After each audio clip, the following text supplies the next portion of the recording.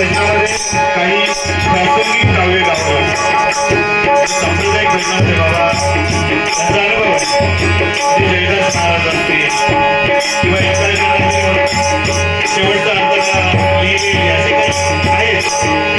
परंतु जेव्हा त्यामधून प्रबोधन आहे लोकांना जेव्हा संदेश जातोय विचार देण्याचा प्रयत्न आहे त्यामुळे शेवटी भक्ती जे गायन वाकोडे तुझ्याच चरणी गायन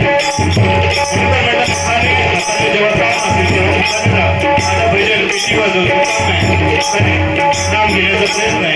तबला बघा आपली नवीन पिढी अशी सुंदर तबला वाजवते अनेक आपण राहतोय जी आता चित्रंतरे महाराजांकडे शिकतो आणि तोही चांगला